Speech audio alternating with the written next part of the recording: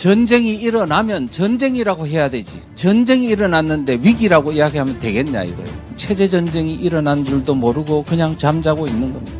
우익의 나라인 자유민주주의 국가인 대한민국에서 사회주의를 추구하는 좌익 세력에 의해서 선거로 그것도 정권이 넘어가는 있을 수 없는 이 사태. 벼랑 끝에 선 한국의 자유민주주의라는 대한민국은 지금 느슨한 형태의 내전이 진행 중이다. 대한민국의 반공적 자유민주주의를 무너뜨리는 세력과 반공적 자유민주주의를 수호하는 세력 간에 전개되고 있다. 문재인 정권이 들어서면 반드시 여러 전투들이 기다리고 있을 텐데 적폐청산이니 완전히 새로운 나라를 만들기라는 명분으로 헌법을 바꾸고 법률을 바꾸는 조치들이 일어날 것이다. 그러면 거기에 못하게 하려는 저항운동이 일어나는 또한 전투들이 일어날 것이다. 우리가 정확하게 보고 있지 않습니까? 대선이나 지금 이런 것들은 하나의 전투의 하나의 장면입니다. 곳곳에서 전투가 일어날 것입니다. 고든창이라고 미국에 있는 동아시아 전문가는 이렇게 말했습니다. 대한민국은 1년 후에도 계속 자유민주주의 국가로서 있을 수 있을 것인가? 일반적으로는 민주주의는 외부로부터 공격을 받지만 한국의 경우는 여러분의 대통령으로부터 민주주의가 공격받고 있다고 말을 했어요. 이제 고든창이 이 총선이야말로 대한민국이 죽느냐 사느냐의 기로에 서는 선거라고 말했습니다. 그런데 어떻게 됐습니까? 180석이 뺏겨버렸습니다. 이제 모든 법률을 다 바꿀 수 있는 선까지 가버렸다 보니까 대한민국이 이제 치명상을 입게 된 겁니다. 지금 우리는 대통령을 뽑을 때 자유민주주의를 지킬지 안 지킬지를 묻지 않고 그냥 점잖아 보여서 그 양반한테 운전대를 맡겨버렸습니다. 이건 있을 수 없는 일 아닙니까? 그래서 오늘 우리는 우리의 잘못된 선택에 대한 보응을 받고 앞으로 절대로 이런 일은 다시 있어서는 안 됩니다. 지금 우리와 같은 실수는 앞으로 전 세계 자유민주주의 국가에 아마 경종이 될 것으로 지구상에 있는 자유민주주의 국가에서 앞으로 연구 대상이 될 것입니다.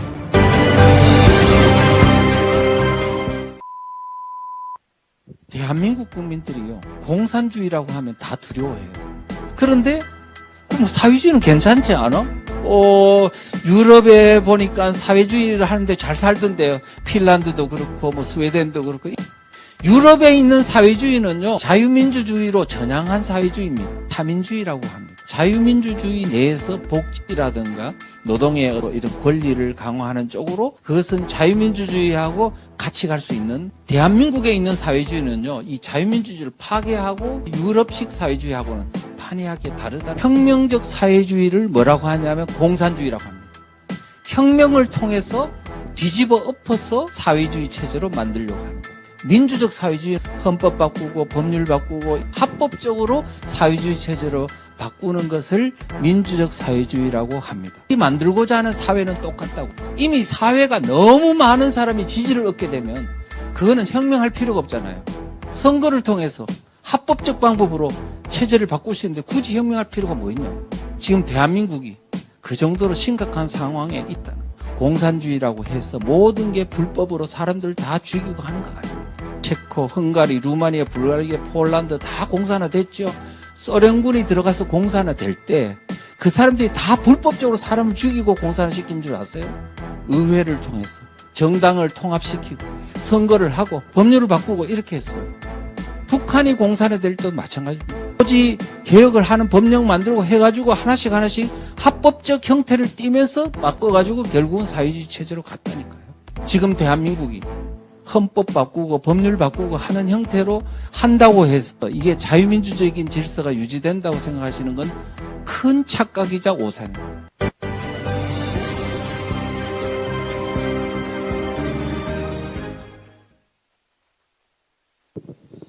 네, 반갑습니다.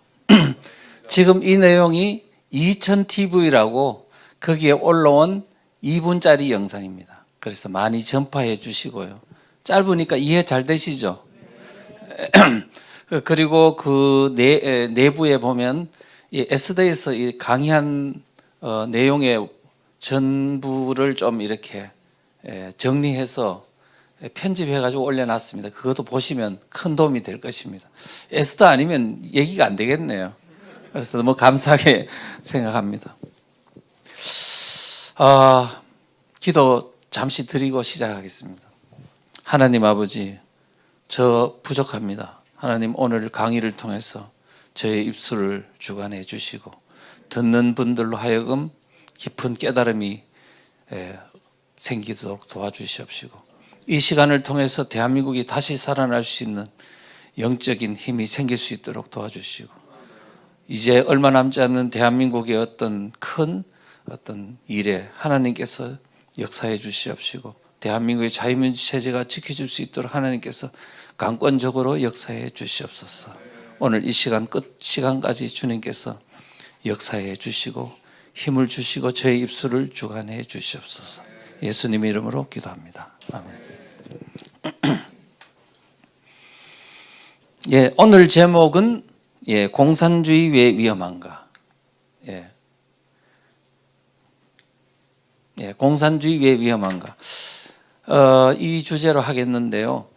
여기서 말한 공산주의란 일반적으로 공산주의보다는 좀 확장된, 그러니까 사회주의라고 하면 세 개라고 지난번에 말씀을 드렸습니다. 하나는 혁명적 사회주의, 혁명을 통해서 사회주의 체제로 가는 것, 이거를 공산주의라고 이야기했습니다. 그런데 혁명을 통하지 않고 합법적인 방법으로 이렇게 사회주의 체제로 가는 것을 민주적 사회주의라고 했습니다. 그리고 이 사회주의로 가는 것은 안 되겠다. 그래서 자유민주주의 틀 내에서 이 사회주의로 뭔가 복지를 강화한다든가 노동의 권리를 강화하는 쪽으로 하는 것, 이거를 사민주의, 사회민주주의라고 제가 말씀을 드렸습니다. 오늘 제가 하는 것은 혁명적 사회주의와 민주적 사회주의를 대충 함께 이렇게 엮어서 이야기하는 건데, 그 중에서도 우리가 과거에 말했던 어른들이 알고 계시는 공산주의라는 개념에 좀 더 치중을 했어요. 왜? 우리 6.25 전쟁 때 겪었으니까. 그 내용을 가지고 제가 설명을 좀 드리도록 하겠습니다. 여러분, 어른들은요, 80 중반대 된 6.25 전쟁을 겪었던 분들, 이제 그분들은 공산주의라고 하면 매우 두려워합니다. 자, 지금 이 장면은 여러분 잘 아신 2017년도 3월 10일 헌법재판소 앞에서 그 장면입니다. 박근혜 대통령이 헌재를 통해서 파면한다고 이정미 재판관이 선언하는 순간 할머니들이 그냥 막 울고 그냥 주저앉아 버리는 겁니다. 우리가 얼핏 보면 이 할머니는 박근혜 대통령을 너무 좋아했던 모양이다. 그래서 슬퍼가지고 저렇게 주저앉아가 우는 거 아닐까, 이렇게 생각이 싶은데요. 저는 그 현장에 있었는데 많은 할머니들, 할아버지들 그때 그 겨울이 얼마나 추웠는지 국방색의 왜 파카 같은 것을 옷으로 이렇게 만들어 입고 나온 할머니, 할아버지들이 많이 있더라고요. 제가 물어봤어요. 어디서 오셨어요? 나 봉화에서 왔어요. 그래서 왜 오셨어요? 이 추운데. 나라 걱정돼서 왔지. 그래서 그분이 하시는 말씀이, 나는 지금 죽어도 되지만 우리 손자, 손녀들이 살아야 될 이 땅에 공산주의는 안 돼. 내가 6.25 전쟁을 겪어서 아는데 공산주의는 안 돼. 이렇게 하면서 막 펑펑 우시는 거예요. 근데 한 분만 그런 게 아니고 남자한테 물어봐도 똑같은 말을 해요. 나는 6.25 전쟁을 겪어서 아는데 공산주의는 안 돼요. 그런데 우리가 젊은 사람들은 그때 당시에 뭘 하고 있었습니까? 할머니, 할아버지들이 저렇게 펑펑 울 때 젊은 사람은 촛불 들고 정의를 지금 바로잡고 있는 줄 알고 있었던 거 아닙니까? 그래서 우리가 이런 눈물을, 그 어른들이 겪었던 도대체 6.25 전쟁 때, 그때 그분들은 아마 10살이거나 7살이거나 아마 어렸을 텐데, 그때 그분들은 6.25 전쟁에서 무엇을 보았을까, 그 어린 나이. 그래서 80년 넘은 나이까지 그분들은 잊지 못하는 그 6.25 전쟁의 이 어떤 그 참혹한 현상을 우리들에게 지금 이야기하고 있는 겁니다. 그런데 문제는 뭐냐면, 우리가 아직도 공산주의를 알아야 하나? 우리가 여러분 잘 아시다시피 1990년 전후에 소련이 동구가 이제 공산주의 국가들이 무너지고요. 91년도 12월 달에는 소련까지 무너졌습니다. 자, 그렇게 되고 보니 미국을 위시해서 유럽과 우리나라에 있는 모든 지식인들까지도 이제 공산주의는 무너졌다, 사라졌다. 그래서 자유민주주의와 공산주의의 체제 대결에서 이제 자유민주주의는 드디어 승리했다고 도취되어 가지고 그 다음부터 공산주의를 이야기하는 사람한테 뭐라 그랬습니까? 지금 저 사람은 극우야. 지금 공산주의가 사라졌는데 왜 반공을 이야기하는 거야? 이렇게 해서 반공을 이야기하는 사람을 막 융단 폭격을 하고 공격을 해버렸습니다. 그렇게 하다 보니까 공산주의에 경종을 울려주는 사람들이 한 사람 한 사람 사라졌다. 그리고 30년이 지난 후에 공산주의는 새로운 모습으로 여러 가지 형태로 중국 공산주의로 북한 주체 사상으로 그 다음에 또 뭡니까? 네오막시즘으로 각각 다른 형태로 변종 공산주의자들이 이 땅에 나타나서 대한민국을 위협하고 있습니다. 그런데 지금 이런 위기가 닥쳤는데 이제 뭐냐면 경종을 울려줄 사람은 없다는 겁니다. 왜? 키우지를 않았거든요. 그래서 오늘 우리는 지금 왜 아직도 공산주의를 알아야 하나? 이 부분에 있어서는 알아야 한다. 이유는 공산주의는 사라지지 않았다. 이렇게 되는 거거든요. 자, 김철원 교수라고 장신대 교수는요, 지금 자기도 과거에 서울대에서 아주 공산주의 소위 PD 계열의 운동권에 아주 대차게 하셨던 분인데요. 전향한 후에 미국에 가서 바울 신학을 16년간 하면서 완전히 그때 그 모든 공산주의 학습을 했던 그것을 다 소거하고 아주 바른 자세로 지금 애국 활동도 하고 이렇게 있습니다. 그분이 그러는 거예요. 내가 과거 서울대 다닐 때 의식화 작업을 했던 그때 배웠던 마르크스주의의 이론들이 지금 초, 중, 고등학교의 역사 교과서 속에 그 용어들이 그대로 다 아주 정리가 잘 된 채 지금 정규 과정 속에서 가르쳐지고 있다. 지금 자기가 배웠던 그 엄청난 얘기들이 지금은 대한민국에 있는 모든 학생들에게 가르쳐지고 있다는 사실, 교과서를 통해서. 그런데 지금 공산주의가 없어졌다고요? 아니라는 겁니다.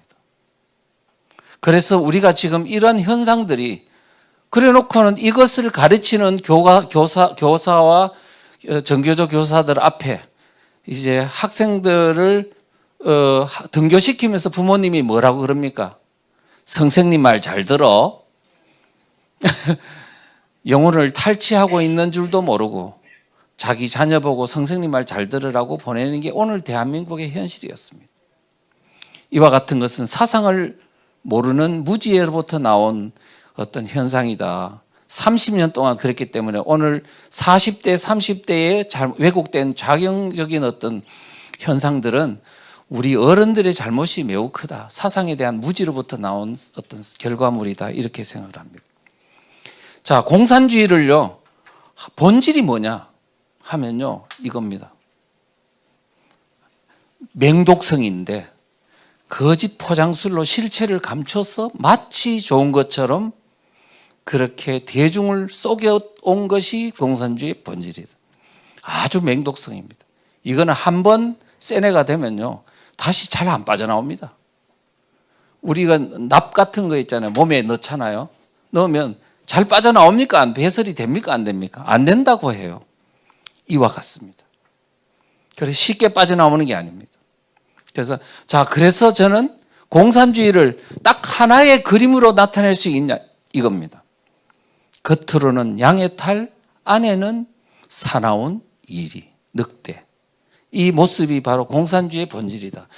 그러니까 겉모습과 주장되는 외부로 표출되는 주장과 내부에 있는 실체가 본질이 완전히 다르다는 겁니다. 이중적이라는 겁니다.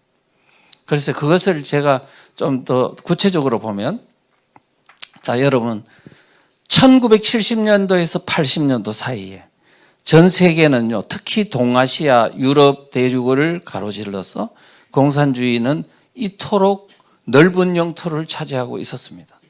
지금 한반도에는 남쪽에만 이렇게 자유민주주의가 겨우 붙어가지고 있는 이 엄청난 역사적인 어떤 변화들 속에 대한민국은 힘들게 지금 체제전쟁을 하고 있습니다. 자, 그런데요. 이렇게 공산주의가 유럽 대륙의 일부 또 동아시아의 중국부터의 공산화가 이렇게 넓은 지역을 차지했다면 도대체 공산주의가 좋은 거야 나쁜 거야? 이 사람들이 이 체제를 선택할 때는 뭔가 이유가 있지 않을까? 바보가 아닌 다음에야. 이유가 있습니다. 이유가.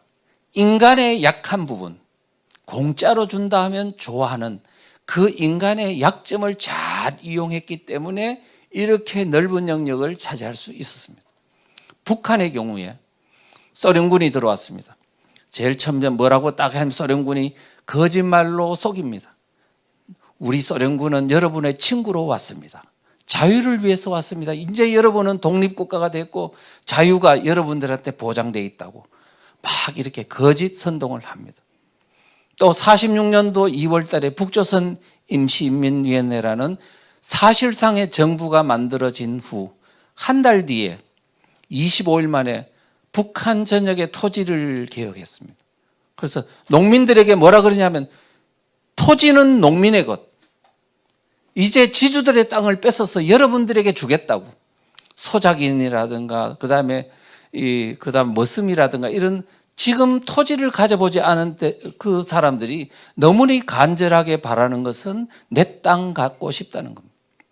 그 소원을 들어주겠다고. 그러니까 좋아하겠어요? 안 좋아하겠어요? 그래서 농지개혁, 토지개혁이 있기 전에 공산당원으로 등록된 사람이 4,500명밖에 안 됐는데 토지개혁이 끝난 후에 공산당원이 24만 명으로 급증했습니다. 그런 걸 보면 야, 사람은 내가 간절히 바라는 그 무엇을 준다고 하면 너무너무 좋아하는구나. 공산주의는 바로 그 약점을 이용한다는 거예요. 농민에게는 뭘 준다고요? 농지를 준다. 노동자에게는 빵을 준다. 군인들에게는 평화를 준다. 이렇게 전쟁 안 내보내겠다고 하면 다들 좋아하는 겁니다. 러시아가 공산화된 것도 다 그 어떤 레닌이 그런 거짓 선동을 가지고 했기 때문에 그렇습니다. 지금도 여러분 보십시오. 돈 준다. 평화를 준다. 이렇게 하면서 다 선동하지 않습니까? 우리가 지금 이런 것들을 아셔야 된다. 그래서 공산주의는요, 이런 말이 있어요. 공산주의는 이론은 좋으나 현실이 나쁘다는 말 들어봤습니까? 안 들어봤습니까? 들어봤죠. 그런데 현실이 나쁜 건 이해하겠어. 왜? 6.25 전쟁 때 보니까 사람을 막 죽이거든요. 죽이는 것은 현실이 나쁜 거잖아요. 그런데 이론은 좋다고 인식하고 있는 겁니다. 뭐가 좋으냐? 그러니까 평등하게 살자는 것, 진보라고 이야기하고 민주주의라고 이야기하고 하니까 그러니까 공산주의는 이론적으로는 뭐냐면 좋은 건데 현실이 사람을 죽이는 게 나쁜 거라는 거예요. 그런데 세상에 이론이 좋은데 현실이 나쁜 게 어디 있습니까? 이게 속은 겁니다. 왜? 뭘 몰랐냐 하면 그들이 주장하는 주장이 거짓 선동에 의해서 주장된 것을 사실인 것으로 착각하는 대중들의 잘못된 이해, 착각, 여기서부터 나온 거다.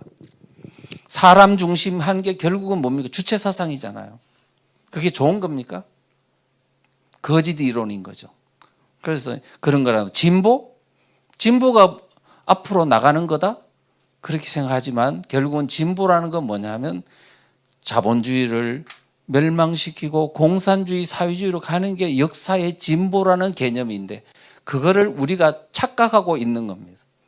그래서 그런 것들이 다 그래서 결국은 오늘날 모든 세계의 공산국가를 경험했던 사람들은 뭐를 몰랐냐 하면 속임수였다는 사실을 몰라서 그렇습니다. 그래서 이런 것들을 이제는 알아야 된다. 그러면 그들이 속임수 하기 전에 그럼 본질은 뭐냐? 본질은요. 공산주의자들은 무조건 권력을 잡아야 한다. 왜 잡으려고 하느냐? 정권을 잡은 후에 자본주의 체제를 또는 봉건주의 체제를 결국은 어떻게 가는 것을 지향하냐 하면 공산주의, 사회주의로 가는 것을 체제를 바꾸기 위하여 정권을 잡아야 한다. 그것이 바로 공산주의 이론의 핵심이다. 밑에 레닌도 그랬지 않습니까? 자본가 계급을 없애버리는 것. 그것이 바로 공산주의의 기본이고, 그 다음에 프롤레타리아 정권 장악에 도움이 되는 것은 모두 가치 있다, 선이다, 진리다. 그래서 아무리 사실이라도 자신들의 정권 장악에 도움이 되지 않으면 거짓이다. 지금 선과 악, 거짓과 진실의 기준이 뭐라고요? 정권 장악할 수 있느냐 없느냐, 도움이 되느냐 안 되느냐, 그런 관념을 갖고 있는 것들이 바로 공산주의자들이다. 우리가 이런 개념을 가지고 있는 사람들하고 우리가 이해하고 있는 개념하고 토론을 하면 토론이 될까요? 안 될까요? 안 됩니다. 그래서 그들과는 토론할 생각을 하면 안 된다. 본질을 이해해야 한다. 이런 말씀을 드릴 수 있습니다. 레닌은 그랬습니다. 공산주의자는 정권을 잡을 수 있다면 법률 위반, 거짓말, 속임수, 사실 은폐 따위를 예사로 해주지 않으면 안 된다. 그 다음에 공산주의자는 어떠한 행위도 예컨대 살인이나 양친, 부모님에 대한 밀고라도 공산주의의 목적에 도움이 된다면 정당화된다. 부모 죽이는 것도 정당화된다는 겁니다. 중국의 옛날에 문화혁명 때 홍위병들이 부모들을 서로 교대로 해가지고 대신 서로 죽여주기 한 그런 행동들은 이거는 바로 공산주의의 목적을 위해서는 그 어떤 도덕적인 것도 무시될 수 있는 그것을 이제 실천한 것이다. 이래 볼 수 있습니다. 자, 그러면요. 공산주의 사상, 좌익 사상의 위험성을 어떻게 알리냐, 국민들에게. 알리는데, 가장 좋은 건요, 이론적으로 이렇게 설명하는 것은 조금 더 학습을 해야 되지만, 현실이 있지 않습니까? 현실이 공산주의를 겪어본 사람들이 실제적으로 피부로 느꼈던 그것은 우리는 그걸 통해서 설명하는 게 가장 좋다. 그래서 우리가 75년도에 캄보디아에서 겪었던 킬링필드, 그것은 영화로도 나왔죠. 그래서 많은 사람들이 폴포트라는 사람이 자기들이 이상사회를 건설한다면서 많은 사람을 죽였죠. 700만 명, 800만 명의 인구 중에서 200~300만 명을 죽였으니 얼마나 많이 죽인 거예요. 그래서 총알이 아깝다고 죽창으로 죽이고 비닐, 그냥 숨 못 쉬게 해가 비닐 덮어서 죽이기도 하고. 그 다음에 악수를 했는데 굳은 살이 없다. 이건 노동자 아니네? 죽이고. 피아노가 있다고, 해외여행을 했다고 죽이고. 이런 그야말로 있을 수도 없는 인간 어떤 집단 학살극이 바로 우리 동아시아 주변에서 있었다는 거죠. 베트남에서 있었고요. 그래서 많은 것들, 이런 학살을 제가 강의하면서 설명을 했더니 어떤 분이 이런 이야기를 하다가, 의사가 뭐라고 하냐면 제보고 딱 So what? 그러더라고요. 무슨 얘기예요? 어째서? 지금 베트남 가보니까 그래도 살만하던데 괜찮던데. 그러니까 과거 지난 일을 가지고 왜 그러냐 이거죠. 그 다음에 또 하나는 뭐냐. 아니 우리나라 일도 아닌데 뭐 그걸 가지고 그러냐. 이렇게 이야기를 했습니다. 그래서 제가 충격을 받고 아니다. 그러면 한국 걸 이야기해 줄게. 6.25 전쟁 때 그 감춰진 진실을 이야기해 줘야 되겠다는 생각이 들더라고요. 우리는 지금까지 6.25 전쟁을요, 여러분들도 학교에서 6.25 전쟁 다 배웠습니다. 배웠는데 어떻게 배웠어요?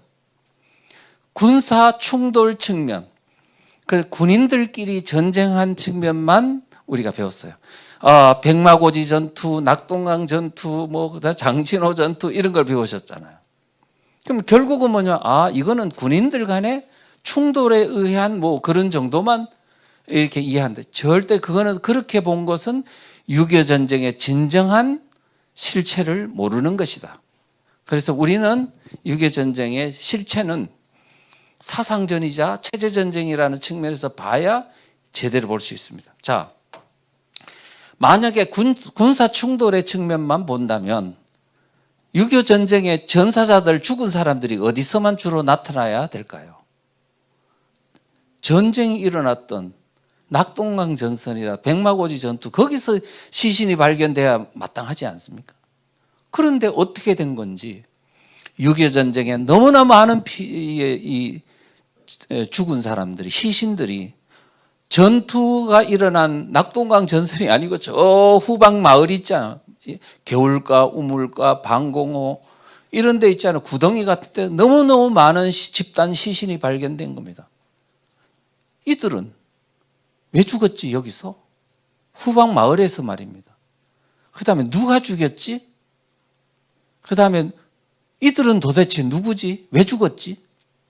궁금증이 생깁니다. 이들의 죽음, 마을에서 일어난 이 엄청난 집단 학살극이 이해되지 않으면 6.25 전쟁은 모르는 겁니다. 이렇게 많이 죽어도 도대체 이 전쟁에서 무슨 교훈을 얻었느냐는 거예요. 북한에서 남침을 해서 우리 군인들이 죽었다에 그거로 교훈이 끝나는 거냐고요.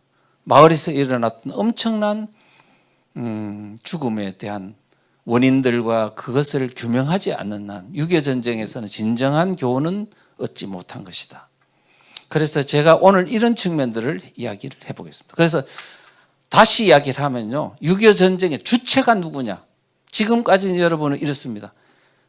대한민국 국군과 그다음에 미군과 유엔군이 한 편이 되고, 북한군과 중공군과 소련군이 한 편이 돼 가지고 싸웠다, 이렇게 생각하시죠? 저는 거기다가 6.25 전쟁의 주체에다가 하나를 더 넣으려고 합니다. 민간인 세력을 넣으려고 해요. 자, 민간인 세력. 자, 남한에도 뭐냐면 좌익이 있었고 우익이 있었고, 북한에도 좌익이 있었고 우익이 있었어요. 그들이 어떻게 했다고요? 군인들과 합세해가지고 전쟁을 치렀다고, 마을에서. 어떤 형태로 치렀고, 그 결과는 어땠고, 그것이 오늘 대한민국에 가져오는 결과는 어떤지, 여기에 대한 분명한 인식을 갖지 않고서는요, 오늘 우리 대한민국 앞에 다가온 체제 위기를 제대로 이해할 수 없습니다. 우리가 어떤 역할을 해야 될지도 모릅니다.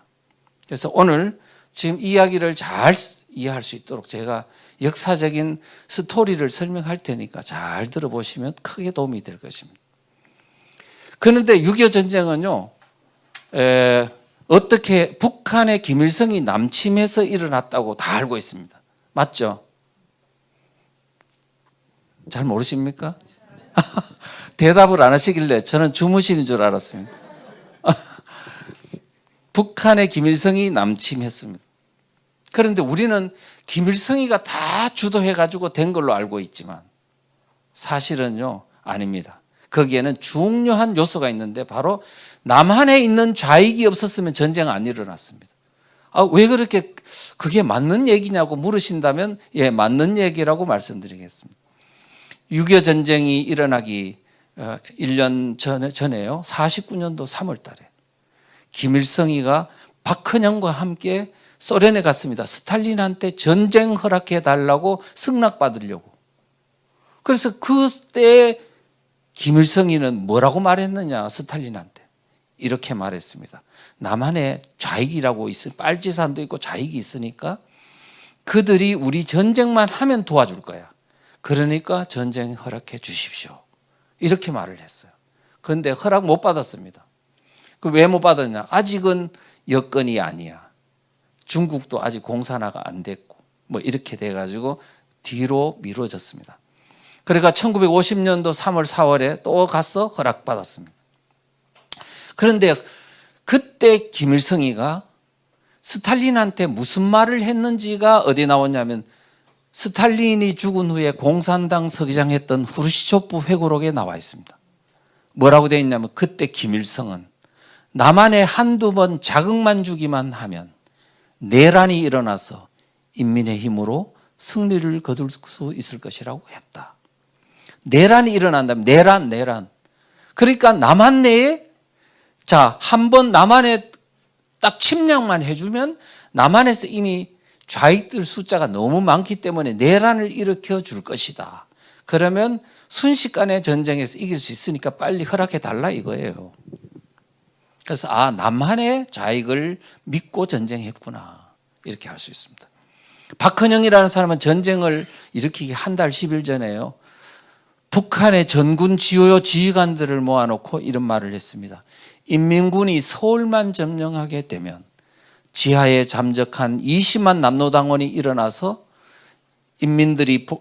일어나고 인민들이 봉기해서 남한의 잔여 지역을 해방시킬 거다. 해방이란 말은 공산화를 말합니다.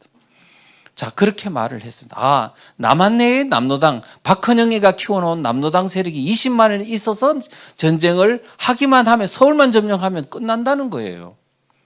이렇게 믿고 전쟁을 치렀습니다. 그러니까 남한에 있는 20만 남노당원, 빨치산들을 철저히 믿고 일으킨 전쟁이었다. 만약에 남한에 그런 좌익들이 없었으면 전쟁 아니라 그 참혹한 전쟁이 일어나지 않았다.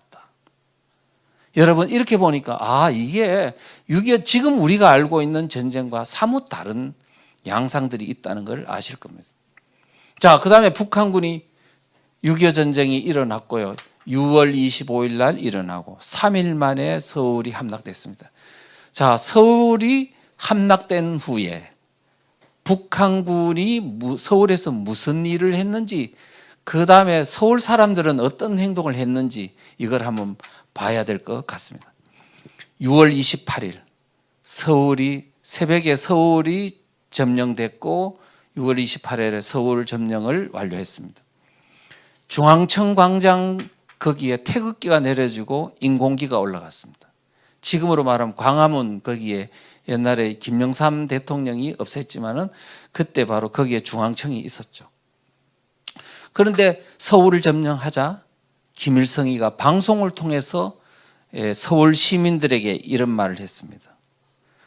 빨치산 활동을 전개해서 후방을 교란하라. 지금 누구의 후방을 교란하라고 말하는 겁니까? 국군의 후방을 교란하라고?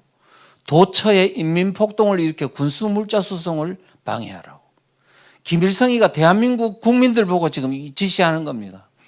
이거는 뭐냐 하면 대한민국 국민들 모두라기보다는 소위 공산주의 사상에 추종하는 좌익 세력들 보고 지시한 사항이다. 이렇게 이해할 수 있습니다.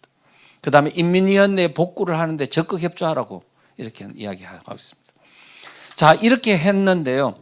그리고 모윤숙 시인이라는 분 아시죠?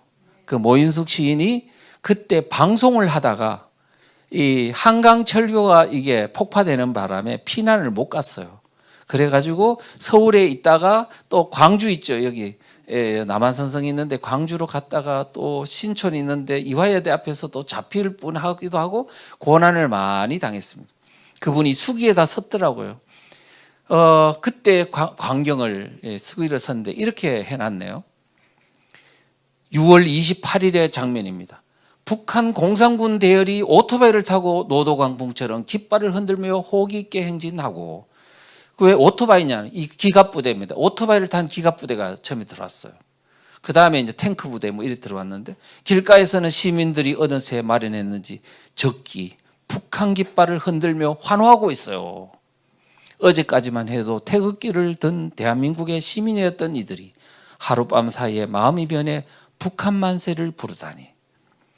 지금요, 왜 이런 일이 벌어지냐? 좌익이었던 사람은 이제 내 세상이 왔다고 좋아가지고 흔들고, 또 어떤 사람은 이제 내가 북한 세상이 됐네, 이제 나도 이제 북한 깃발을 흔들어 살 수 있지 않을까 하면서 또 흔들고, 그러면서 졸지에 바뀌어 버리는 겁니다. 이것이 그날의 서울의 모습이었습니다. 자, 그 다음에 현승종이라고 노태우 대통령 때 마지막 총리했던 분이, 제가 이런저런 자료를 찾다 보니까 그분의 수기가 있더라고요. 보니까 이렇게 되어 있습니다. 뭐라고 하냐면, 당시 서울에서는 북한에서 내려온 사람들이 그리 많지 않았다. 대신 남한 곳곳에 숨어있던 공산분자들이 기다렸다는 듯이 들끓기 시작했다. 지금 남한의 좌익을 말하는 겁니다. 그들은 파출소도 점령하고 남한에 있던 자본주의 세력들을 찾아내고 젊은 남자들을 공산군에 입대시키기 위해 동네방네를 샅샅이 뒤지고 다녔다. 공산군 앞잡이들이 우리 집 문도 두드렸고 나도 끌려나갔다. 자, 이렇게 한 걸 보면 그때 특히 있지 않습니까? 저 호남 지역이나 이런 데는요, 북한군이 많이 가지를 않았어요. 지금 전투해야지 거기 후방 마을에 들어갈 리가 없거든요. 그러니까 일부 통치를 위한 그런 어떤 일부 세력만 그 마을에 주둔했지 많은 북한군이 많지 않았어요. 그럼 어떻게 했냐? 통치를. 점령 통치를 어떻게 했냐면 그 동네에 있는 좌익 세력들과 협조자들을 활용해 가지고 그 통치를 했다. 그래서 많은 학살극은 북한군보다 그 지시를 받은 남한의 좌익들에서 자행되었다. 이렇게 보시면 될 것입니다. 그런데요, 6.25 전쟁이 일어난 후에 6월 26일 날 방송을 통해서 또는 바로 서울 점령한 후에 곳곳 시간대마다 김일성이는요, 반동분자들을 처단하라는 지시사항을 많이 내립니다. 반동분자가 누구예요? 공산주의자에서 반동분자란 바로 자본주의 세력, 공산주의를 반대하는 세력을 반동분자라고 합니다. 그래서 그 사람들을 처단하라고 지시를 한 걸 보면 이미 공산 세력의 남침은 많은 민간인 학살을 이미 예고하고 있다고 볼 수 있습니다. 우리가 이런 것들을 염두에 두고 모든 문제를 풀어야 됩니다. 자, 그다음에 이제 마을에 이제 북한군이 내려왔습니다.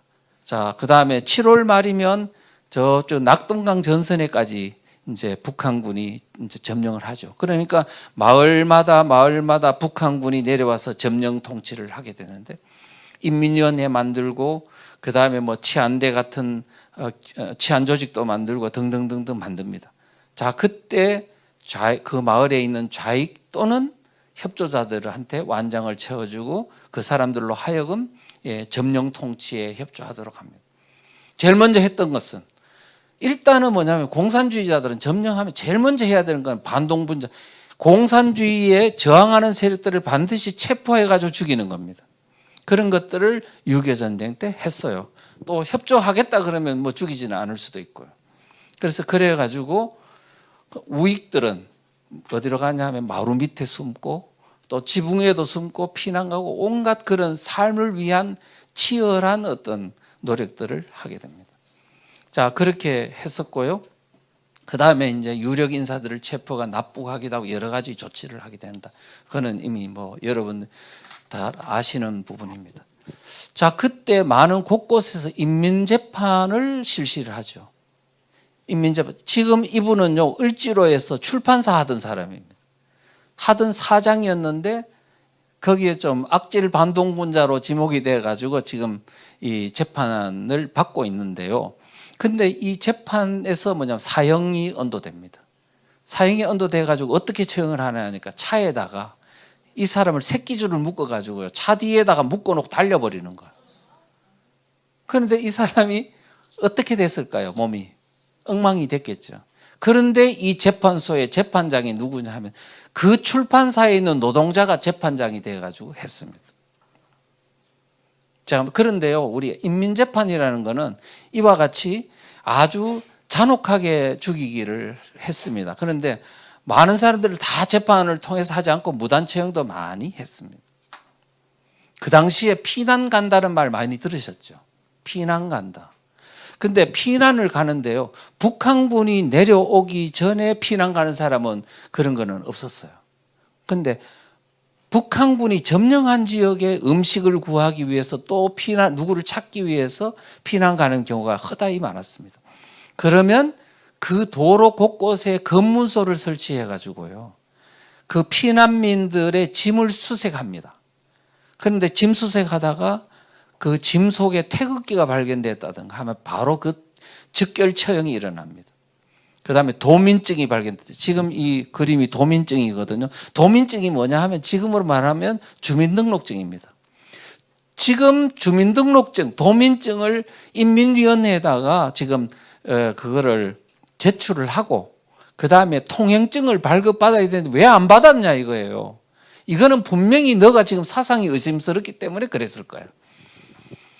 장우주라는 소령이 있었는데, 해병 소령이었는데요, 그 부인이 서울을 탈출해가지고 이제 남편을 찾으러 부산까지 가는 그 과정에서 수기를 읽어보니까 2번이나 처형을 당했는데 지혜롭게 살았더라고요. 그런데 그때 잡혔을 때 전라도 아주머니 한 사람이 이제 보니까 통행증 내놓으라고 검문소에서 딱 했는데 통행증이 없었어요. 분실했다 그러니까 강도 높은 신문을 하고 그 다음에 거기에서 개울가에서 처형이 일어나서 그 아주머니 죽었다 그래요. 어쨌든 그런 얘기들을 들어보면 많은 무단 처형들이 일어났었다. 그 다음에 청년들을요 잡아다가 낙동강 전선에 북한군에다가 투입한 겁니다. 그래서 15만 명보다 훨씬 더 되는 것 같아요. 그래서 했고요.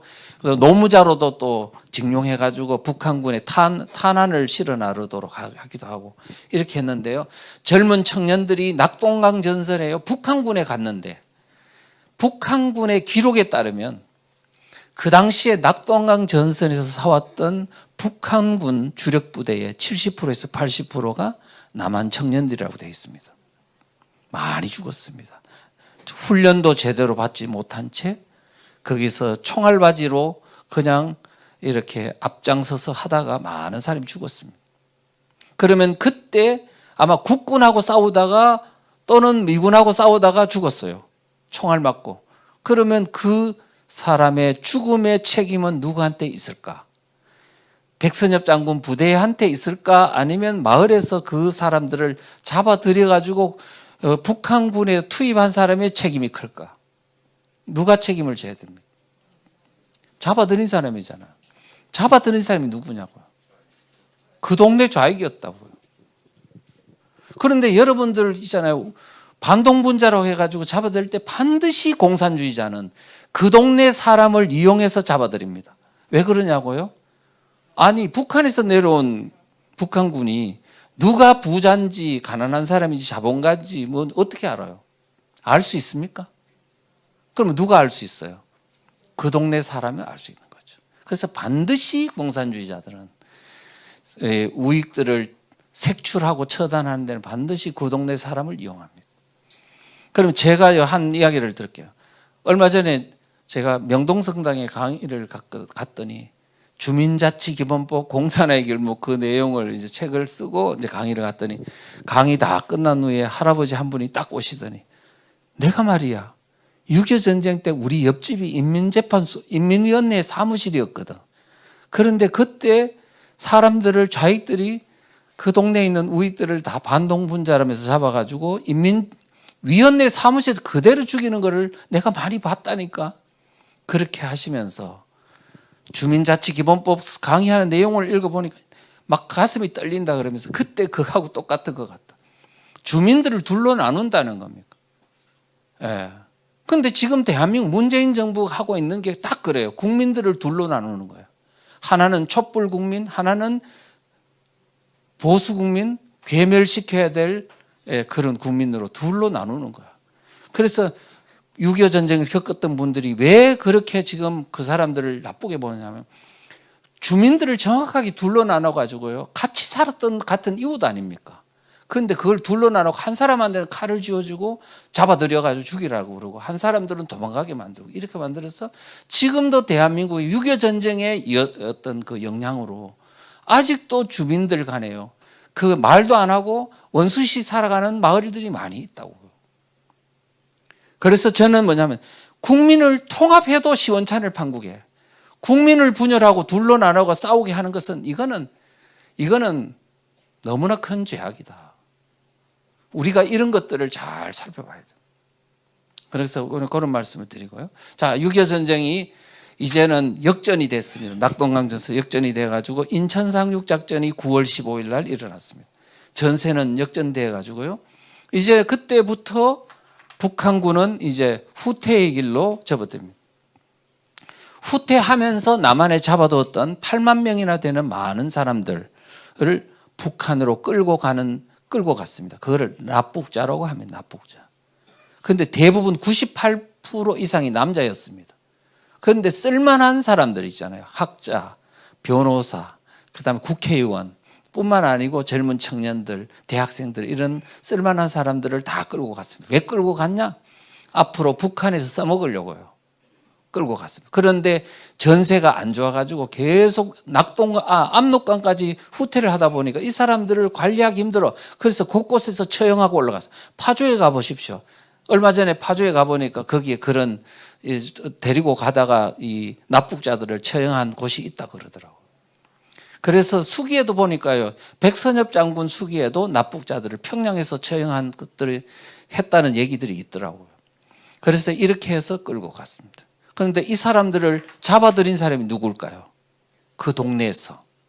바로 그 동네 좌익이었다는 겁니다. 그래서 우리가 지금 보면 여러분들은 북한군이 내려와서 악질하고 행동하고 올라갔다고 생각하지 말고요. 합세한 사람들에 의해서 결국은 북한 공산주의자와 남한 내의 공산주의자가 합세해가지고 이런 모든 악행을 저질렀다고 보셔야 됩니다. 그래서 지금 이거는 사상전이라는 거예요. 체제전쟁이라는 거예요. 우리가 이걸 알고 나야지 우리가 정확하게 냉정하게 우리가 대한민국이 앞으로 체제전쟁에서 우리가 어떻게 해야 될지를 우리가 알 수 있다는 거예요. 그런데 후퇴할 때요, 전선사령관 김책은요, 우익 인사들을 집단적으로 학살하는 지령을 내리고 올라갔습니다. 9월 20일. 그러니까 인천 상륙 작전하고 불과 5일 뒤에 뭐 그런 지시가 있었는 것 같네요. 그래가지고 실제 어떻게 학살했냐. 26일부터 30일 새벽까지 집중적으로 집단 학살하고 올라갔습니다. 그런데 그때 학살되는 걸 보면 쭉 나오죠. 많이 전국적으로 보면 교도소에, 그러니까 그때 당시에는 형무소라 그랬습니다. 교도소를. 형무소, 대전 형무소에서는 6천여 명이 학살됐고요. 전주 형무소에서는 1,000여 명이 학살됐습니다. 곳곳에 또 내무서라는 게 뭐냐? 지금으로 말하면 경찰서입니다. 거기에도 경찰서 유치장 같은 게 있잖아요. 거기에 가두어두었던 사람들을 다 학살하고 올라갔는데 너무너무 전국적으로 많은 사람들이 학살됐습니다. 왜? 죽이라고 그러고 올라갔으니까 당연히 죽이죠. 왜? 이 사람들을 죽여야지 어떻게 된다고 반동분자들을 이미 세력을 약화시킬 수가 있잖아요. 그래서 굉장히 악질적인 거죠. 그 다음에요. 자, 이제 서울이 28일 날 수복이 되는데요. 26일 날 이제 서울 부근에 왔더니 이 아주머니 얼굴을 한번 보십시오. 왜 인제 왔노? 그렇게 지금 이야기하는 것 같습니다. 얼마나 많이 처절한 피해를 당했는지 얼굴에서 잘 알 수 있습니다. 서울이 수복됐습니다. 28일입니다. 자, 인공기가 내려지고 태극기가 올라갔죠. 그랬더니 서울 수복은 남한에 있던 많은 전국 방방곡곡에요. 이제 공산치하에서 벗어났다고 너무 좋아하면서 이렇게 유엔군 및 국군 환영대회를 개최했습니다. 대구서 있었던 거고요. 이런 환영대회는 전국적으로 다 일어났습니다.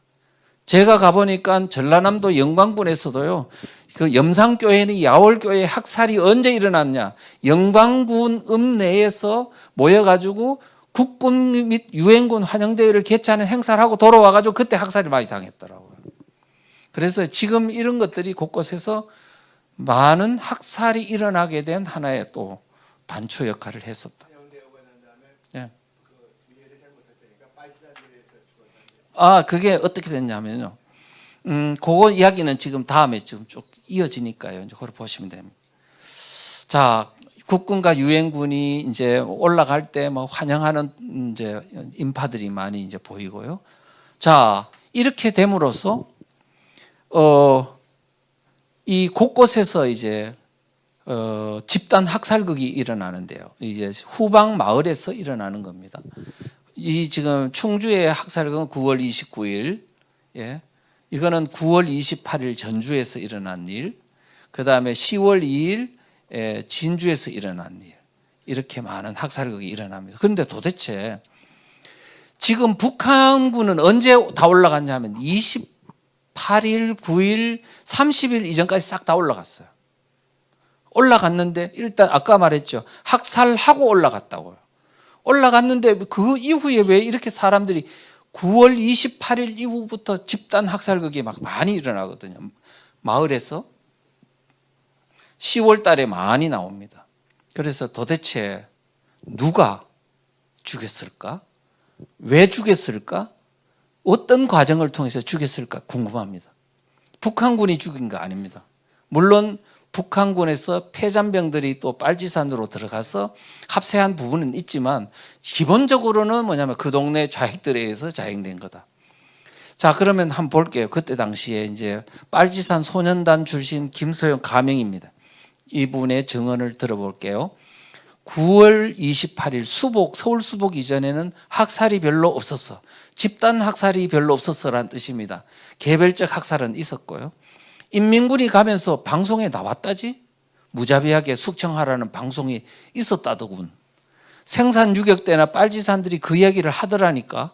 국군이 오고 미군이 오고 하면서 당시 우익 유가족들이 다 보복을 한다 이거야.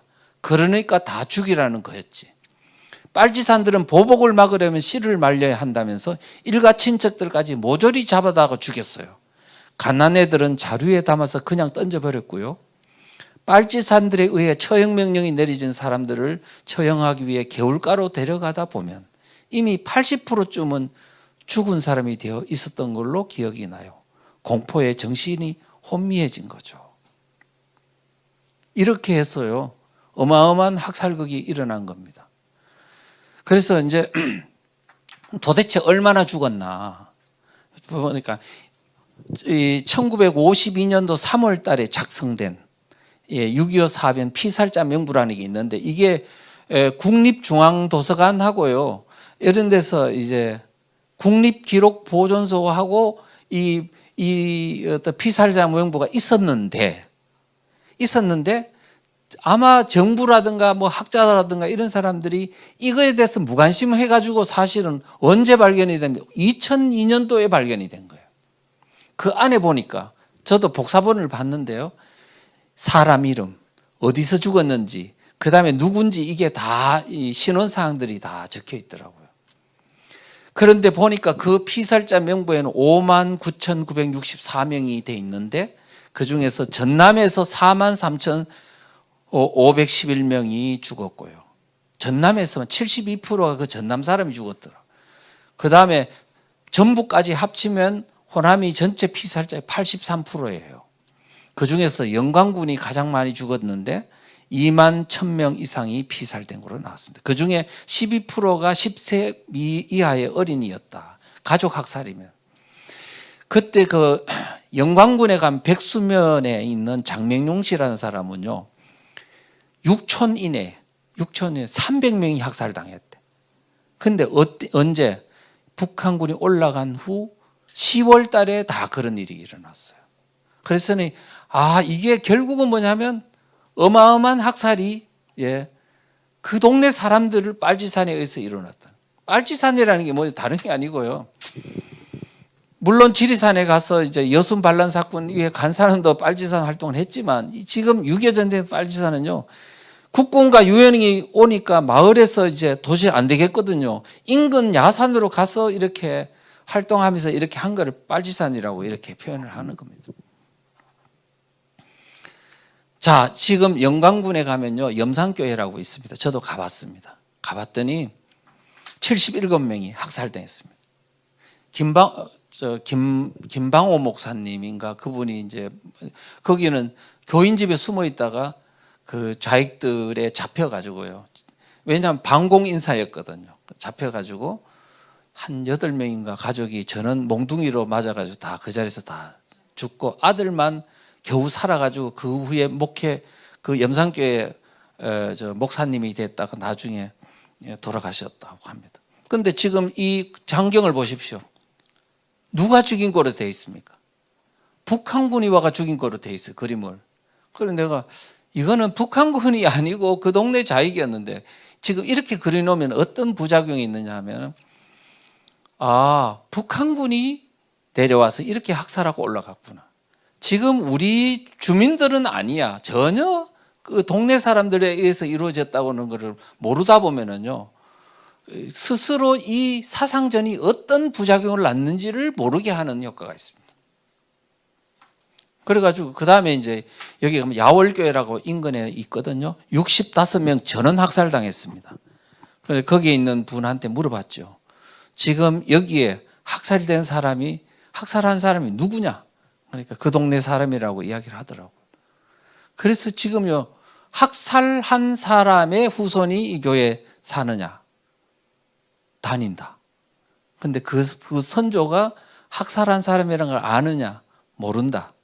그 모르니까 떳떳하게 다니는 거죠. 근데 피살자 가족도 여기에 다니느냐? 다닌다. 아느냐? 안다. 어떨 것 같아요? 이 피살 가족들은 그 사람을 보는 순간에 망치로 계속 맞는 거지. 이 고통을 당하는 겁니다. 그래서 우리가 지금 있잖아요. 저는 호남에 가면 참 안타까운 부분들이 너무너무 많고 순교당한 분도 많고 보통 믿음이 아니더라고요. 그런데 문제는 뭐냐면 딱 실수하는 게 있더라고요. 당신네들이 이런 죄를 지었는데 회개하고 예수 믿으면 용서해 줄게 이래 된 거야. 그러니까 웬 떡이냐 하면서 다 예수 믿겠다 그런 거야. 용서가 돼버렸습니다. 맞습니까? 어떻게 생각하세요? 우리가 잘 생각해 보셔야 됩니다. 저는요, 예수님의 사랑은 중요하죠. 그렇지만 공의가 세우지 않는 사랑은 나중에 역사에 큰 후유증을 남깁니다.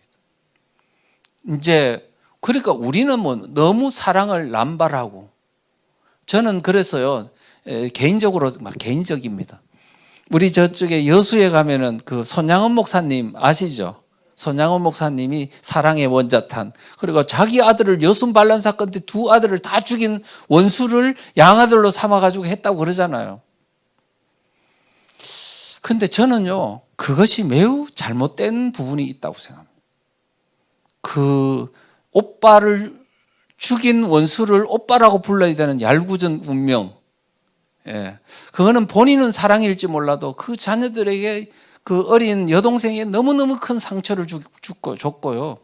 그 다음에 그 양자로 들어드는 그 좌익의 피가 과연 정상적으로 이렇게 전향이 됐냐 하면 저는 그렇게 안 보이더라고요. 우리가 사상은 그렇게 되는 것이 아닙니다. 그래서 우리가 이런 부분들, 그래서 우리가 올바른 사상, 그냥 사랑으로 사상이 정상화된다면 왜 안 하겠습니까? 바로 할 수 있는 여러 가지 어떤 그런 것들이 필요하다 이렇게 말씀드립니다. 그런데요, 사실은요, 6.25 전쟁 동안에 우익 세력이 학살당한 규모는요, 정부 발간 대한민국 통계 영감에 보면 12만 8,900명으로 되어 있습니다. 이 정도로 우익 민간인이 학살당했다고요.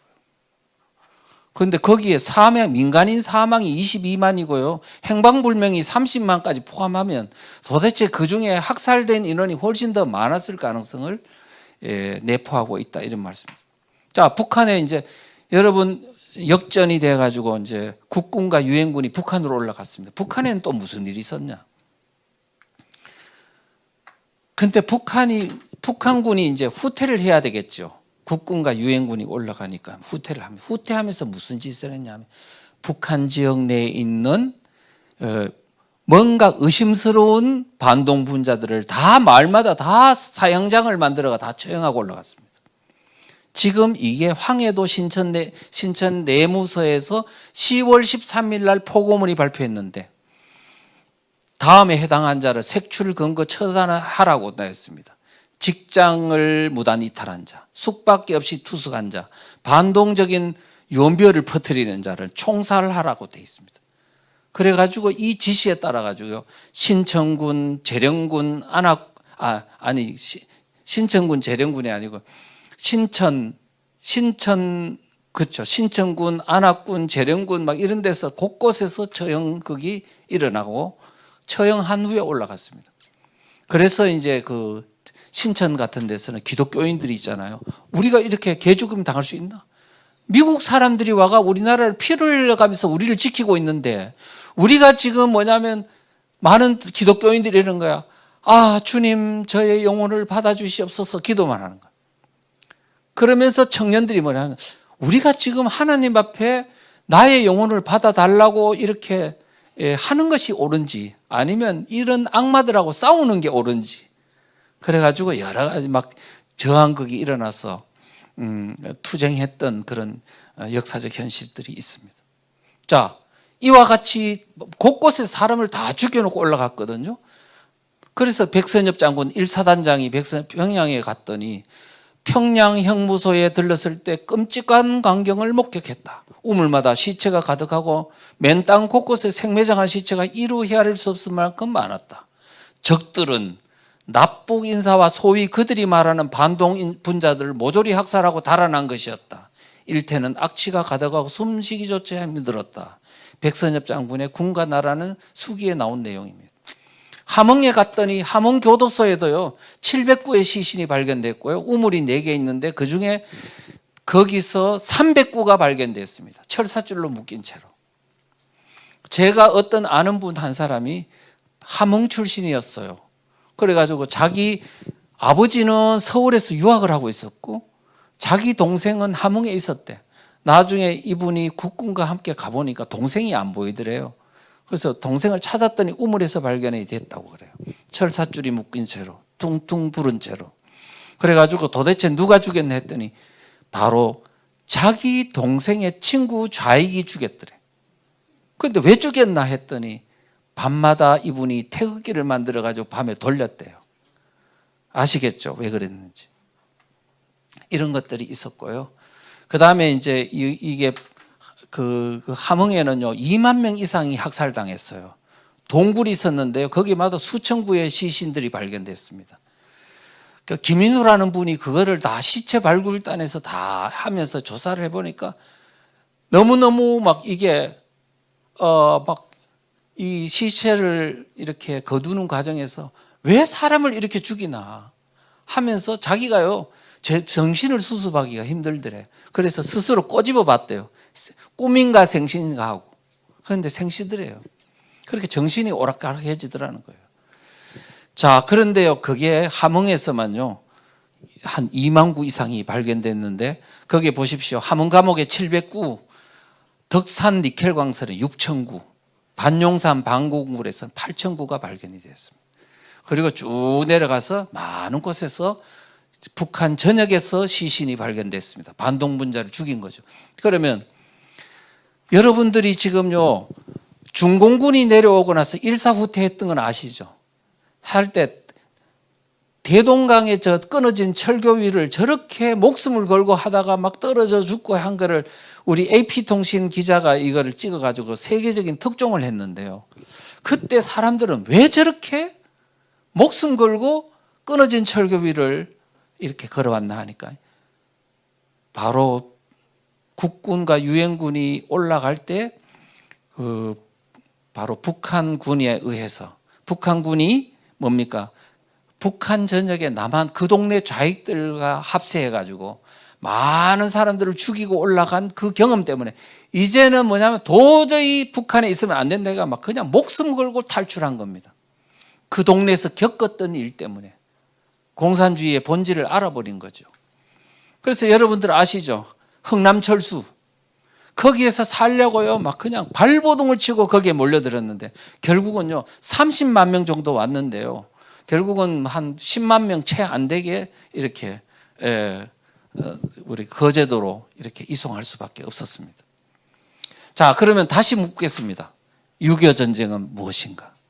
다시 물어봐야 될 거 아닙니까? 지금 우리가 알고 있었던 6.25 전쟁이 뭐냐? 6.25 전쟁 그냥 군인들 간의 충돌이 아니고 지금 다시 말하건대 6.25 전쟁은 사상전이었고 모든 민간인까지 합세한 전쟁이었다. 무서운 전쟁이었다. 그런데 이 6.25 전쟁을 겪었던 노인네들 그래서 펑펑 우는 겁니다. 큰일 났다고. 그런데 젊은 사람들은 이게 무슨 얘기야 하는 겁니다. 지금 왜 이런 일이 벌어지냐면 우리는 부모들이 그 6.25 전쟁 이하의 세대들이 6.25 전쟁의 참혹함과 그 실체를 자녀들에게 제대로 알리지 않았기 때문에 우리는 역사적인 어떤 이런 전승이라 사실을 전승하는데 우리는 소홀히 하고 돈 벌고 공부하고 출세하는 데만 급급했기 때문에 오늘날 이러한 사태에 직면하게 됐다. 그래서 지금은 6.25 전쟁은 잊혀진 전쟁이고 진실이 왜곡된 전쟁이다. 이런 것을 알 수 있습니다. 자, 그러면 이제 좌익 사상 왜 위험한가를 이제 한번 정리를 다시 한번 해보겠습니다. 김인호 선생이 아까 그랬죠. 함흥에서 이제 시체 발굴단으로 했다가 나중에 미군 첩보부대에서 이제 오랫동안 활동하셨던 분이에요. 지금 수기까지 다 나와 있습니다. 그 사람이 그래요. 수기 곳곳에 뭐냐면 왜 공산당은 끔찍한 학살을 하나? 계속 자기가 의문을 달아요. 자, 이 사람이 수기에 보면 왜 공산당 빨갱이들은 이런 끔찍한 학살을 한 것일까? 무슨 이유로 천인공노할 잔인한 짓을 한 것인가? 이게 모두 전쟁 탓이란 말인가? 아니다. 분명 전쟁 탓만은 아니다. 이렇게 말을 했어요. 뭔가 있다는 거예요. 이론 때문에 이론이 그렇게 돼 있어서 그렇다는 얘기죠. 이 양반이 공산주의 이론 공부 안 했기 때문에 지금 뭔가 있다. 전쟁만은 아니라고 말하는 겁니다. 이 사람은요, 김남주라는 시인입니다. 79년도에 난민전이라는 지하당에서 주모자 역할을 해서 10년 이상 교도소에 구속됐다가 나와서 이제 암으로 죽었습니다. 그 사람이 쓴 옥중에서 쓴 어떤 그 글을 나중에 책으로 발간했습니다. 거기에 보면 이렇게 되어 있습니다. 나는 부자들을 증오하고 저주하고 골려주고 눕혀 시궁창에 쑤셔박혀 넣기 위해 존재하오. 나는 이 놈들은 부자들을 말합니다. 놈들은 오직 타도의 대상이다. 우리 민중의 불구대천의 원수다. 이 장애물이 거대한 뱀이라면 우리 모두 식칼을 가지고 나와서 천토막 만토막으로 동강내 버려야 합니다. 이 장애물이 거대한 짐승이라면 우리 모두 낫을 들고 나와 천갈래 만갈래로 갈기갈기 찢어놔야 합니다. 이 장애물이 어디서 굴러온 바위라면 우리 모두 망침의 곡괭이를 들고 천조막 만조각으로 조삼조삼 짜놔야 합니다. 이 장애물이 거대한 벌레라면 우리 모두 나와 발로 천번만번 지근지근 밟아버려야 합니다. 나는 확신합니다. 언젠가는 이놈들이 머리끝에서 발가락 끝까지 구멍이란 구멍에서는 피를 토하고 뻗으리라는 것을. 부자에 대한 극도의 증오감입니다. 여기 이 사람이 그냥 악한 사람이라서 그럴까요? 저는 보니까 이 사람의 얼굴이 선해 보여요. 선해 보이고 결국 이 사람의 인간성 때문에 그렇다고 생각하지 않습니다. 뭐 때문에 그러냐? 공산주의 이론 때문에 그렇습니다. 부자들을 증오하고 부르주아와 프로레타리아를 계급으로 나누고 프로레타리아는 로 하여금 부르주아들은 부자들이 결국은 프로레타리아의 이익을 착취하는 이거는 아주 흡혈귀라고 보기 때문에 그거는 제거해야만 진정으로 노동자가 주인이 되는 세상을 만들 수 있다고 그렇게 보는 입장이거든요. 이론 때문에 그렇다. 그래서 결국은 핵심은 공산주의 사상이 문제라는 거지요. 그래서 이 사람이 김정익이라는 사람이 쓴 어느 좌익 사상범의 고백 수임번호 3179라는 책이 있습니다. 거기에 보면 내가 서대문 형무소에 있을 때 김남주로부터 공산주의 이론을 배웠다. 그러면서 그가 가르친 김남주가 말한 것을 적어놨습니다. 자, 김남주가 이런 말을 하더래요. 남조선에서. 아니, 대한민국 사람인데 남조선이래. 남조선에서 민중혁명이 일어나면 최우선적으로 해야 될 일은 이 사회의 민족 반동 세력을 철저히 죽여 없애는 것이다. 그 숫자는 200만 정도는 될 것이다. 그래야만 혁명을 완전하게 완수할 수 있기 때문이다. 자, 그러면서 200만이라는 숫자가 엄청날 것 같지만 인류 역사적 관점에서 본다면 그렇게 중요한 것이 아니다. 우리 민족 전체를 놓고 볼 때 그것은 소수에 불과하다. 우리에게 적은 수의 반동의 피는 필수 불가결하다. 이렇게 되어 있습니다. 200만 정도는 필수 불가결한 죽이는 것은 필수 불가결하다는 거죠. 그리고 김정일이가 그랬어요. 나는 앞으로 적화돼서 하게 되면은 나는 남한 점령군 사령관으로 가겠다. 100만 정도, 1000만 정도는 이민을 갈 것이고 2000만 정도는 숙청될 것이며 남은 2000만과 북한 2000만으로 공산주의 국가를 건설하면 될 것이다. 이런 말을 했어요. 그러니까 이 사람들은 공산주의라는 건 기본적으로 사람들을 생명을 거의 물건 취급하고 죽이는 것을 굉장히 혁명 목적을 위한 불가피한 것으로 보기 때문에 우리는 그 사상에 대한 위험성을 알지 않으면 안 된다는 것입니다. 그래서 프랑스 학자가 공산주의 흑서라는 책을 97년도에 만들었는데 초베스트셀러였습니다. 그래서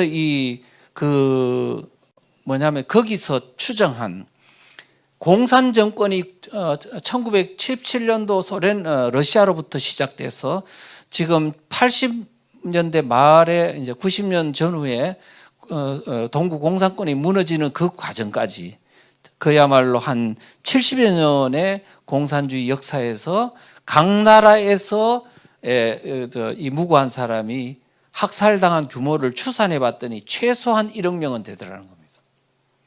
그래서 우리가 이 정도를 학살하는 걸 보고 공산주의 이론이 좋으나?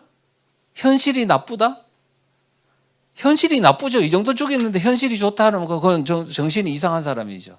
그런데 문제는 뭐냐면 이 정도로 죽이는 공산주의를 보고 이론이 좋다고 이야기하는 거예요. 선전용으로 한 그 주장을 가지고 그거를 좋다고 하는 것은 우리가 지금 대한민국뿐만 아니고 전 세계 자유민주주의 세력이 얼마나 사상에 대해서 무지하고 공부를 안 했는지를 반증하는 것이다. 이렇게 이제 볼 수 있습니다. 공산주의 사상, 사익 사상의 독성에 대해서 말씀을 드릴게요. 전에 2015년도에 이 국정교과서 반대 시위가 있을 때 어떤 여고 학생이 나와가지고 이런 말을 하는 게 신문에 나왔습니다.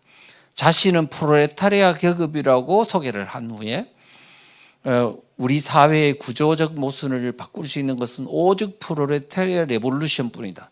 혁명뿐이라고 말했어요. 지금 제가 볼 때는요, 많은 사람들은 사상에 대해서 무지한 사람들은요, 이 이야기를 하면 아이고 저 뭐 여고생이 뭘 알겠어? 이렇게 하고 넘어가기 쉽어요. 그런데 저는 절대로 그렇게 생각하지 않습니다. 한 번 저 사상이 들어가잖아요. 특별한 상황이 없는 난 평생 갑니다. 여러분 우리나라 역사에서 더듬어 볼 때 여순 반란 사건이나 그 다음에 등등 했을 때 그때 여수 순천 사건 14연대 사건이 있었잖아요. 그때 여중생들이 얼마나 사악한 짓을 많이 했는지 아세요? 좌익 교사들의 영향을 받아가지고요. 군인들한테 가지고 물 갖다 주면서 여중생이니까 경계심이 없을 거 아닙니까? 그러니까 이제 그럴 때 바로 이제 총을 쏴가지고 군인들을 죽이고 막 이런 일이 많이 있었다고 합니다. 여중생들, 여러분 중국의 문화혁명 할 때 10대들을 이용해가 홍위병으로 얼마나 많은 사람들을 학살했는데요. 그러니까 우리가 지금요 어리다고 해서 사상이 들어간 거 그거 앞으로 항상 어립니까? 10년 뒤, 20년 뒤, 30년 뒤에 되면 그 사람이 50대가 돼요. 우리는 그 사상이 잘못된 사상이 들어가는 것을 극히 경계해야 됩니다. 그런 것들을 말씀드리고 그 다음에 2010년 박근혜 퇴진 투쟁 촛불 시위 때 2차 시위에 뭐라 그랬습니까? 현수막이 걸렸죠. 중고생이 앞장서서 혁명정권 세워내자. 그런데요 지금 1970년대에요. 소련 KGB 요원 중에 한 사람이 서방으로 전향을 해서 지금 캐나다로 이민을 갔습니다. 갔는데 그분이 80년도에 들어와가지고요. 언론에 처음으로 노출이 돼가지고 지금 공산주의가 얼마나 위험한지 소련에서 무슨 공작을 했는지를 증언했습니다. 베즈메노프 전 KGB 요원인데 이 사람은 대서방 심리전 공작을 한 사람입니다. 이 사람이 이렇게 말을 했습니다. 우리가 지금 KGB에서는 모든 게 다 이렇게 여러 가지 공작을 했지만 그 중에서 가장 많이 에너지를 집중한 것은 이념적 전복을 위한 사상 심리전에 사용됐다. 그래서 모든 미국 사람들의 현실 인식 자각을 전복시키고 마비시키는 것을 목표로 했다고 되어 있습니다. 그래서 이거를 브레인워싱, 그러니까 세뇌를 브레인워싱이라고 그러는데 이걸 하는데 얼마를 걸렸나 하니까 15년에서 20년 소요되는 걸로 장기 공작을 했다고 돼 있어요. 그러면서 이 공작이 완성되면 어떻게 되냐면 그러니까 이제는 다시는 과거로 되돌아갈 수 없다. 그래서 1960년대 있잖아요. 68혁명이라 하지 않습니까? 68혁명 시기에 미국의 대학을 다녔던 사람들은 다 사상적으로 오염된 세대라서 그 사람들이 나중에 70년대, 80년대, 90년대 정치계로, 언론계로, 교사로, 교수로 다 가가 지금 미국을 오염시킬 뿐만 아니고 그 미국으로 유학 갔던 우리 대한민국에 있는 학생들을 다 오염시켜 전 세계로 퍼뜨려가지고 지금 전 세계를 위협에 빠뜨린 요소가 됐다고요. 이게 대소련의 바로 심리적 공작의 영향이라는 거예요. 그런데 공작 과정이 어떠냐고 물어보니까 이렇게 해요. 첫째는 일단 양심과 도덕성을 타락시킨다는 겁니다. 그러니까 죄를 죄가 아니라고 생각하도록 마비시켜버리는 거, 도덕성을 마비시키는 공작을 먼저 한다. 두 번째, 그래놓고 현실 인식을 마비시키는 인식의 혼돈 과정을 거친다. 그리고 뭐가 뭔지 옳은 건지 몰라. 여러분 잘 보십시오. 지금 대한민국에 있는 지금 오염된 세대 중에 보면 어떤 진실과 거짓이 있을 때요, 그 판단 못 해냅니다, 지금. 그러면 이게 일부러 그러는 게 아니고요. 이미 인식에 혼돈이 일어나 보면 그거를 옳은 게 옳은 건지 그런 게 그런 건지 판단하는 분별 능력을 상실해 버린다고요. 그리고 세 번째는 뭐냐면 어떤 자극이 있으면 그 자극에 특정한 방향으로 반응하도록 프로그래밍을 넣어놔 버린다는 거예요. 그러니까 여러분들 세월호다 그러면 세월호 하면 박근혜 때문이야. 뭐 하면 박근혜 때문이야. 뭐 하면 박근혜 이렇게 보는 거 있죠. 그게 어떤 자극이 주면 그게 무조건 반사적으로 어떤 박근혜 때문이야, 우파 때문이야, 이렇게 이제 만들어 놓도록 하기 때문에 이 사람들은 이제는 거기에는 뇌가 스스로 뭐냐면 자동 조절 작용을 하고 판단을 할 수 있는 기능이 이제 파괴돼 버리는 겁니다.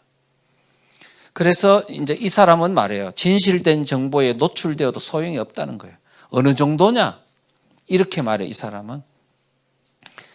소련 정치범 수용소에 가면은 사람들을 죽인다.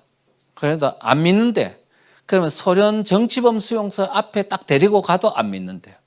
그럼 언제 바로 믿느냐 하니까 직접 자기가 당해봐야 된다는 거예요. 그 정도로 이미 세뇌의 부작용이 그만큼 심각하다는 겁니다. 자, 그래서 이 프로세스가 완결되면 치유 불가능이라고 그 사람이 이야기할 정도. 그러니까 얼마나 이게 세뇌가 무서운 건지. 그런데 여러분들 잘 들어보셨죠? 지금까지 이렇게. 젊어서 좌익이 아닌 사람은 가슴이 없고, 나이 들어서 좌익에서 이탈되지 않은 사람은 머리가 없다. 이런 이야기 들어보셨어요? 젊어서 좌익이 아닌 사람은 가슴이 없다? 그럼 좌익으로 젊은 때 한때는 좌익하는 게 맞다는 거 아닙니까? 그러면 한때 좌익이 그런 말은 뭐냐면 좌익으로 사상이 오염되더라도 나이 들면 언제든지 거기서 빠져나올 수 있다는 전제에서 하는 얘기인데 못 빠져나온다는. 못 빠져나오는 걸 지금 이렇게 하면, 그러니까 우리나라 국민들은 얼마나 사상에 대해서 무지한지, 그것이 오늘날 대한민국을 이토록 심각하게 만들었다는 겁니다. 악은 악이고 선은 선이라고 분별할 줄 알아야 되는데 그런 것들을 너무 도외시하기 때문에 오늘날 대한민국의 이 사상적 혼돈이 이토록 심하다, 이렇게 말씀을 드릴 수 있습니다. 자, 제가 그 SNS에서 나온 글을 하나 보겠습니다. 문통이란 누구죠? 문재인 대통령을 말하죠. 그래서 문통이 설령 우리 부친을 칼로 찔렀다 하더라도 나는 그분에 대한 지지를 철회하지 않겠다. 그것은 비난마다 마땅한 폐륜이지만 부모 잃은 슬픔보다 더한 슬픔 속에 살고 싶지 않기 때문이다. 그래서 물론 이 이제 글 쓴 사람이 이제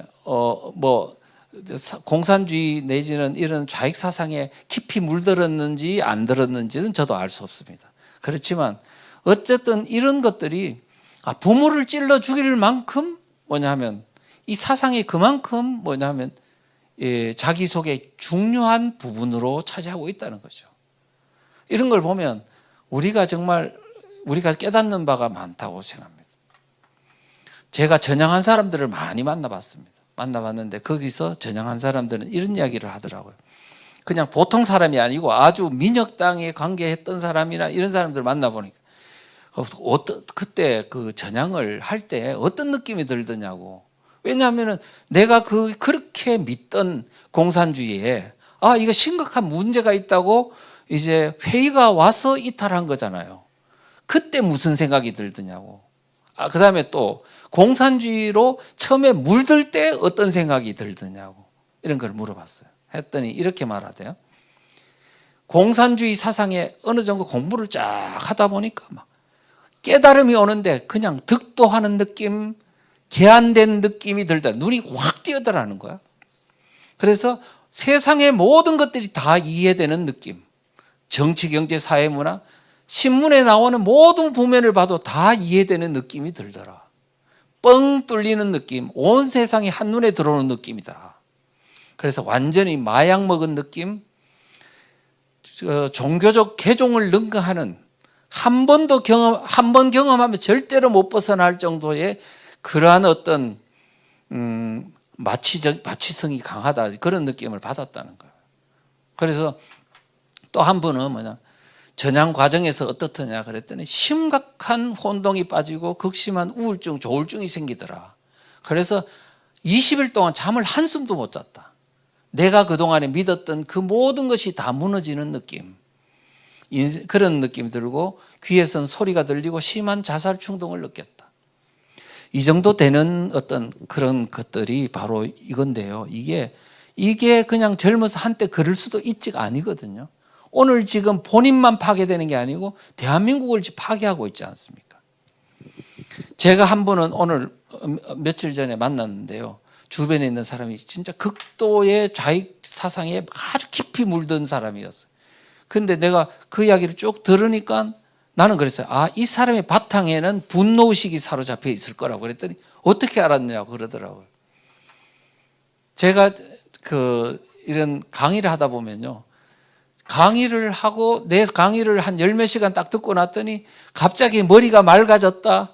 그 다음에 너무 막 이렇게 이제는 그 고통이 마음속에서 풀지 못하는 어떤 것들이 풀린 느낌이 든다. 뭐 이런 이야기를 하거든요. 왜? 사상적으로 막 얽혀가지고 도대체 내가 바다 밑에 있는 그물 속에 갇혀있는 느낌이 들었는데 그 사상적인 걸 쭉 하고 말하면 이게 이랬었구나. 이거와 이것이 이렇게 연결됐구나. 이렇게 하니까 이제 그때부터는 내가 어디에 갇혀 있는지, 뭐가 문제였는지를 알 수 있게 돼서 이제 그런 거거든요. 자, 그 정도로 하고요. 어떻게 대응할까? 이제 다 끝났습니다. 사상전은 공부하지 않으면 절대 이길 수 없다. 이거는 그냥 상식으로 풀릴 수 있는 문제 아닙니다.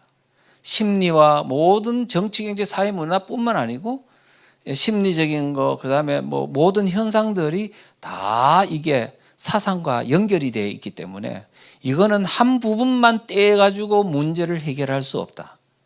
엄청나게 복잡한 과정이에요. 모든 학문이 다 연결이 되어 있습니다.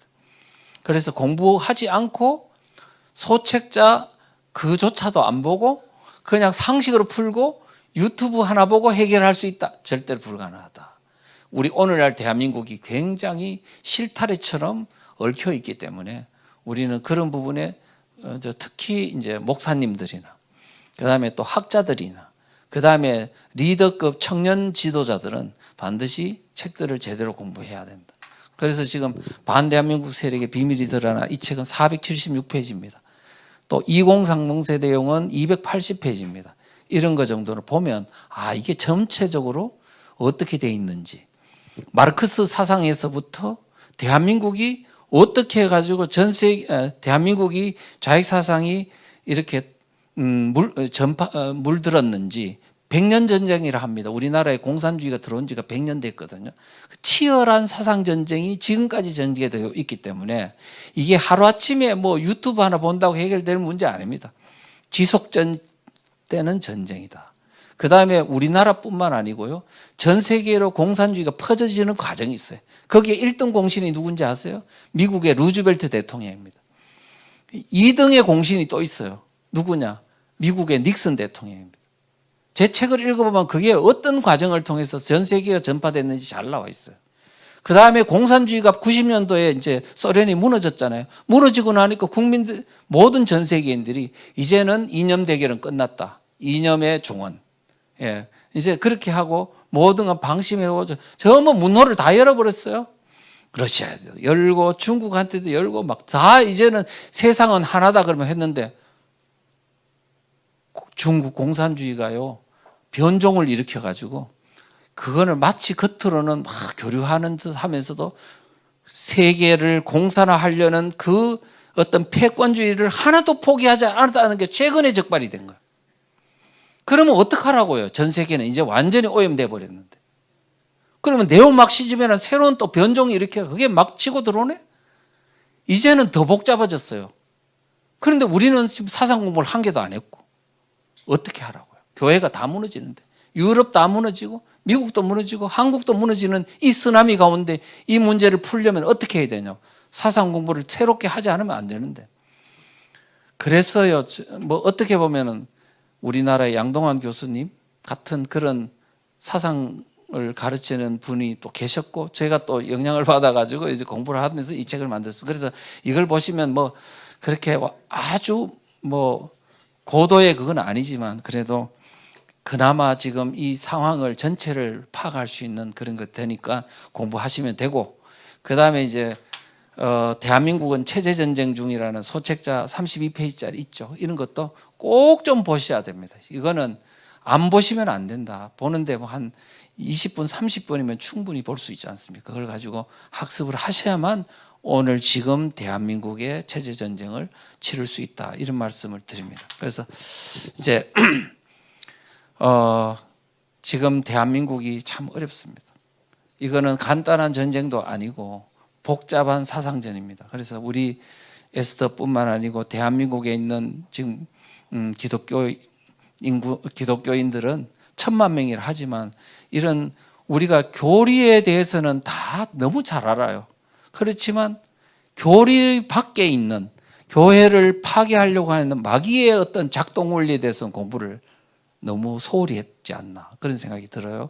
그래서 이제는 공부하면서 마귀도 연구를 해야 될 시점이 왔다. 그래서 우리가 백신을 정확하게 하나 만들어낸다면 이 백신을 가지고 이제는 유럽 교회도 살리고 미국 교회도 살리고 장차는 중국도 이제 해체하고 자유민주주의 국가로 완전히 할 수 있도록, 북한이 무너졌을 때 그 사람들이 2,300만 명 머릿속에 있는 그 깊이 세뇌된 것을 해소하려면 백신 안 만들고 되겠습니까? 그래서 오늘 이와 같은 중차대한 역사적 사명 앞에 우리 대한민국의 기독교인이 이제 놓여 있다는 걸 생각을 하고 우리가 앞으로 공부하면서 이 문제를 우리가 사명감을 가지고 이제 풀어나가야 되겠다, 이런 말씀을 드립니다. 감사합니다.